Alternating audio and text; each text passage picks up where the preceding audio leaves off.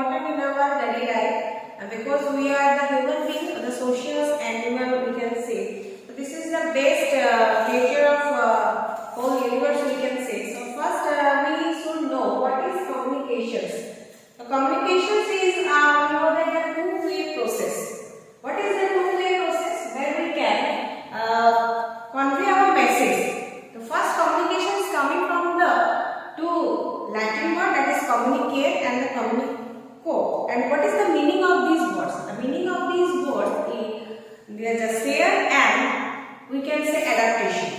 So communication is two-way process where we can the message in the form of ideas or thoughts, feeling, opinions, and this is transmitted between the two or more persons with a shared understanding. So it is very important aspect of our life, or we can say this is one of the best conditions of our life, that is communications. So now communications process. Now we can say about your communication process. How we can process of communications? How communications happen between the two persons we can say. How? So now let's move to here. The information on understanding from one person to another person, as we discussed, that is communication. The term communication that is derived from the Latin word I told you, that is communicare or communico. So exactly here we can find the sender and another one is the receiver, where we can the messages are conveyed. So what is the communication process? Look at this figure. So first that is the sender, encoder, message, channel, receiver, the code. Let's understand briefly. The communication is a dynamic process that begins with the conceptual idea of the sender and who transfers the message to a channel to the receiver. So who then gives us the feedback in the form of some message, or we can say within a given time frame. So let's start some elements in the communication process of communication. First I can write here the first one who can communicate, the first who is the sender or we can say the speaker. Next, what you do, that is encoding. Next, that is your message. What message we can convey, and the message whether they can say process, that is channel. Then it is come to the receiver. And last, that is your decoder. So briefly explain about this. Who is the sender? The sender is the communicator. Who is communicating the message? That means the persons who initiate the conversations, the conceptual ideas that intends to convey it to others. So this is the first one we need, the sender who first communicate. Come to this next step, that is encoding. What is encoding? You know that the sender begins with the encoding process. When it is used a certain words, or you can say, as we know that communications, verbal communications, non-verbal communications. So methods such as we can orally communicate, or written we can communicate, or we can communicate by our symbols, signs, body, gestures, etc. To translate the information to the masses. The sender's knowledge, skill, conceptions, everything that is background, completeness, and etc. has an impact on the success of communications, that is depend on the encoding. Then the third, what is message? What message we are sending to the receiver who can receive our message? Once after the encoding finished, then the sender gets the message that intends to convey. The message I told you, that is within orally or written, the symbolic, non-verbal, or the gesture, silence mode we can contact with anyone, or any sounds we can trigger the persons that can reach to the receivers. So first, this is your message. Next comes communication channels. Yes, we need some medium for the communications go through. So what are the mediums we can communicate? That we can say that is channels. What is channel? Is must be successfully selected in order to make the message effective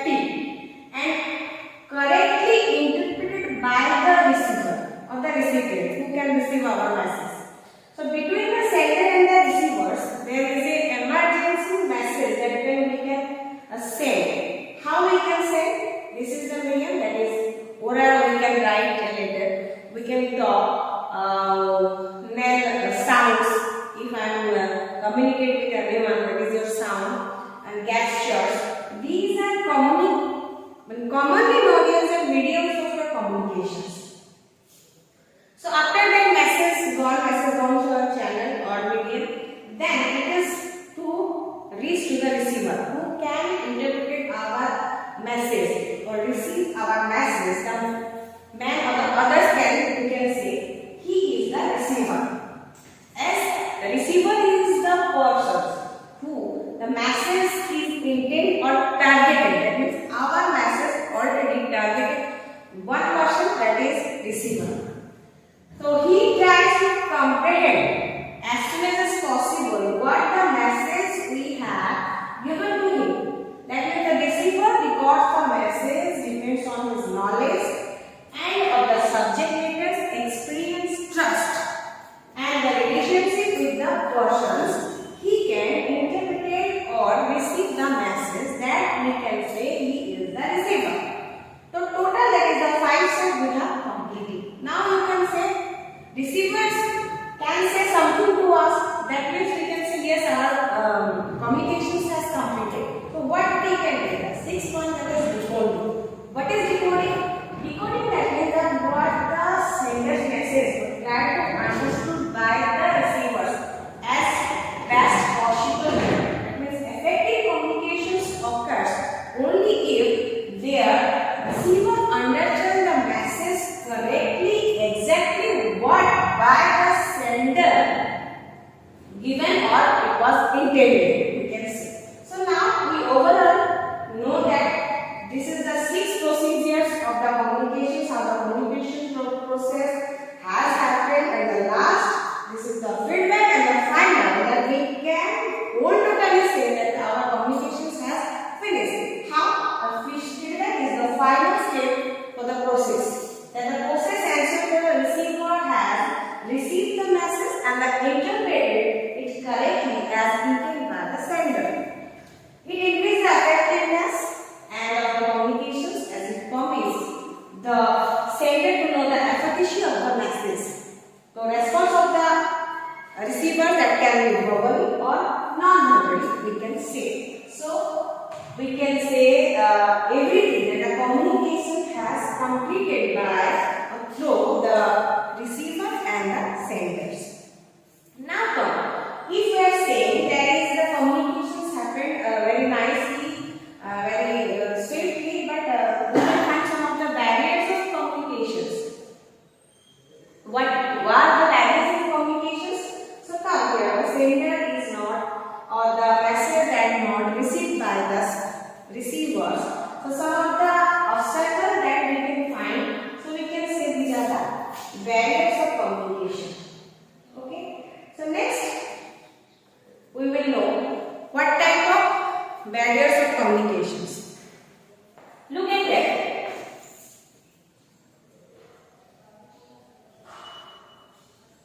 The barrier of communications.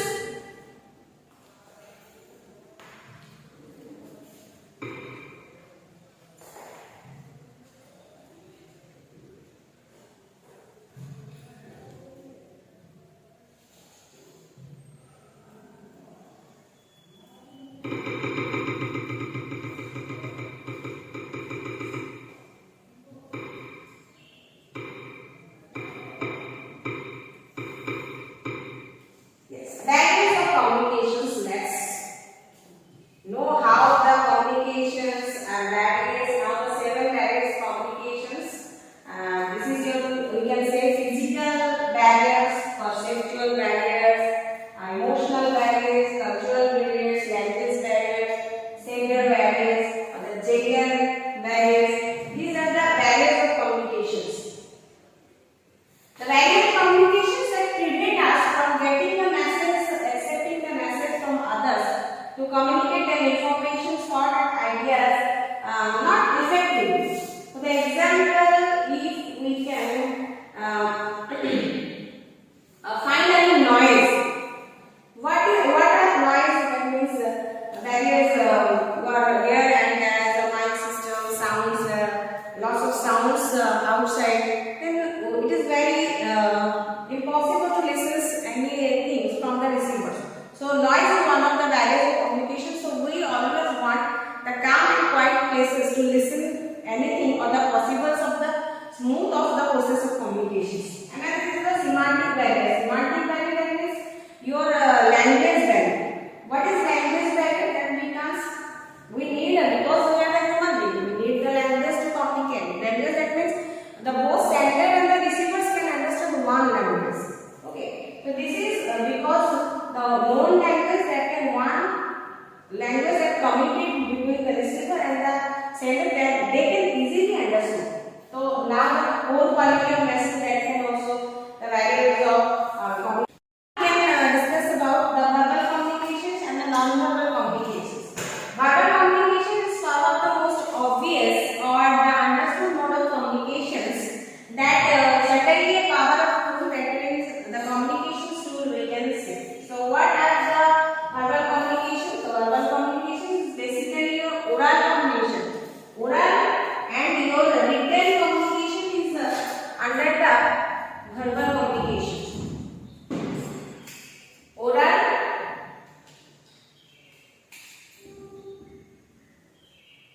and written. These are known as your verbal communications. Verbal communications that is focused on talking about and also the writing form of oral communications. Verbal communications are also formal and informal. Formal that is within our organization, informal that is we can talk with our friends and family. So verbal communications, what are the benefits? Benefits we can discuss about the oral communications. That is spoken communication. So spoken communications is a speech we can say that is very powerful. That is we can say social communications mode. The word and the look that means we can talk to our audience directly with this spoken communications. We must talk by email, text. That is also the communications way of phrase here. Spoken communications make easier understanding our objections, hearing, misunderstanding. We can see it is time taking. We can immediately correct our communications through oral communications. These are very benefits of the oral communications, but oral communication is not always much more effective because it may take longer. And if we want any record of the oral communications, or we can easily forget the oral communications that can remain in our mind also. So always oral communication is not benefit, but the written communication is always very benefit because of your any officially we can use the written communications. So this is your verbal and non-verbal communications. Now come the non-verbal communication. Non-verbal communications and the transmission of message. A signal through a non-verbal way is your eye contact, facial expressions, gestures, postures, object, and your body of language. It calls include the use of social clues, kinesics, distance, and the physical environment, appearance of a voice and touch. Now coming to the body language. Body language is the physical behavior or the expressions and the manners to communicate non-verbally, and often done distinctly rather than consciously. So whether we are aware of it or not, we interact with others. So we are continuously giving and listening many wordless signals. Non-verbal communications, body language, that is your facial expression. Look at the picture. How the facial expressions convey a message that they are so happy. Our facial expression, we are saying our face is the index of mind. So our everything, positive or the negative, any situations that can resembles on our face. We are happy or we are feeling sad. That can our face can says everything, and any man can know through our face that what we are feeling. So professionally and personally, relationship may analyze our ability when communicate very well. In other words, we can say body language is the speak the loudest than oral. So how what we are doing the posture, that means our eye contact, waving of our hand, nodding our head, these are known as a body language. How much we can contact. In some cases, our mouth, also our body language, and also body language, that means if listener will like feeling more interesting to our body language, non-verbal messages we are sending, improving, anything we can any relationship we can build up. These are our non-verbal communications. Non-verbal communications, the way you listen, look, move, react, everything that the questions you are interpreting with anyone, they can easily understand your body language. Your eyebrow can also say your body language, your gestures, your movement of hand, your legs, everything that is verbal communications. And the sounds, these are also verbal communications. If anyone asks you, you can nod your head. If anyone asks you, do you want to eat? Yes, you can only nod your head. That's yes, I can eat. That means your head is showing about your yes, and that is one of the non-verbal communications. Eye contact is also non-verbal communication, because when we are talking with anyone, we can talk very straight shooted, that is eye contact. Our first, whenever we are talking, the eye contact is must necessary. So it is including our non-verbal communications. The verbal communications, now the concluding verbal communications, two, that is your oral communications, spoken way or written way, and the non-verbal, that is your body language, facial expression, eye contact, nodding your head, your eyebrows, kinesis, everything. These are whole non-verbal communications. So very clearly, verbal communications two types, that is verbal and non-verbal. So from this communications part, next we will discuss more about your organizational communications part. So thank you for this.